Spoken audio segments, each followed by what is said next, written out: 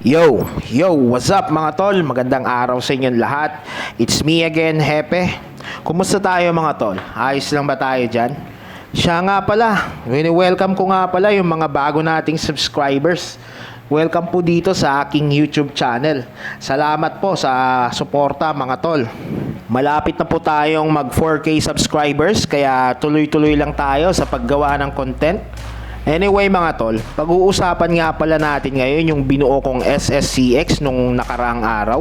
Pag-uusapan natin yung frame ng Traclocross, kung paano natin siya nagawang SSCX. Since kasi nung na-upload ko yung video, marami agad nagtanong about sa frame, kung anong brand, sa nakakabili, anong size, at kung paano naging SSCX ang Traclocross frame.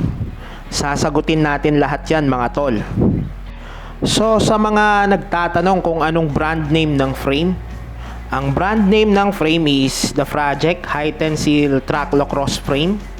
Actually, fixed gear frame specific siya. It's a Filipino brand pero hindi siya gawang Pinas. Fabricated pa rin siya sa ibang bansa.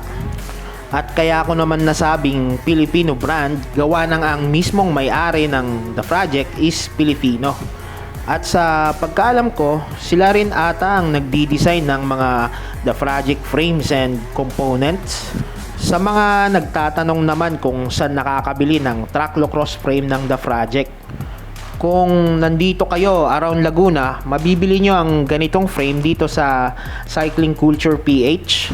At kung nasa Manila naman kayo, mabibili nyo tong frame sa BMX Cycle sa Caloocan.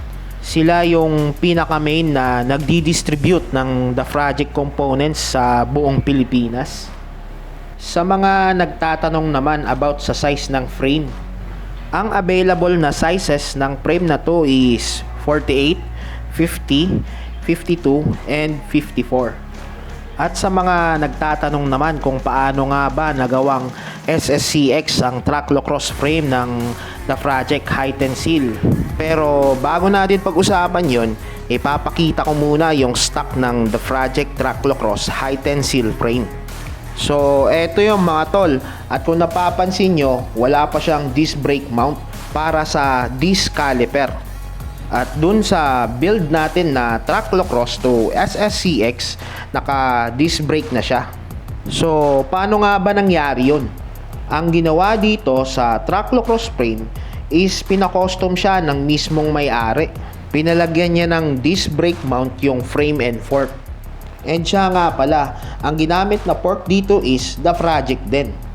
The Frajek na chromo fork, wala rin siyang disc brake mount, kaya pinakostom na rin na may-ari. So balik tayo sa frame. Bukod sa pinalagyan ng disc brake mount, meron pang ginawa dito sa frame ng Traclocross. At para maging isang ganap na SSCX frame na siya, ang isa pang ginawa sa frame is pina-cold setting. So ano nga ba yung cold setting na tinatawag?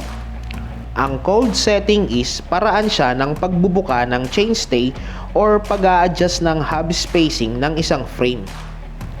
And take note mga tol, ginagawa lang ang paraan na to sa mga steel frame at hindi siya advisable gawin sa mga aluminum frame.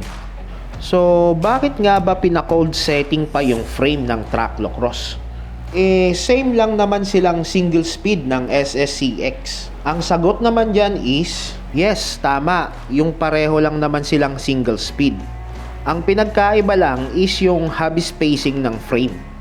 Once kasi kapag ang frame is fixed gear, tapos i-convert mo siya sa SSCX, obligado kang ipa-cold setting yung frame. Gawa ng ang hub spacing ng fixed gear frame is 120 mm lang. Samantalang kapag nag-setup ka ng SSCX, ang magiging hub spacing mo is 135 mm. Gawa ng MTB hub na naka-disc brake specific ang gagamitin para sa SSCX na setup. Sobrang ma-technical mga tol, di ba? Lalo na pag sa mga conversion na katulad nito. Pero worth it naman kapag natapos mo ang isang build na gusto mo. So ayun lang mga tol, shinare ko lang yung idea para sa mga naka-Traclocross na nagbabalak mag-convert ng SSCX. And I hope meron kayong nakuhang idea sa video na to. Thank you for watching nga pala, and ride safe sa ating lahat. And syempre, bago ako magpaalam, huwag nyo na rin kalimutang mag-subscribe dito sa aking YouTube channel. And pakiclick na rin yung notification bell and select all para updated kayo sa mga susunod ko pang video. So, paano mga tol? See you on my next vlog. Paalam!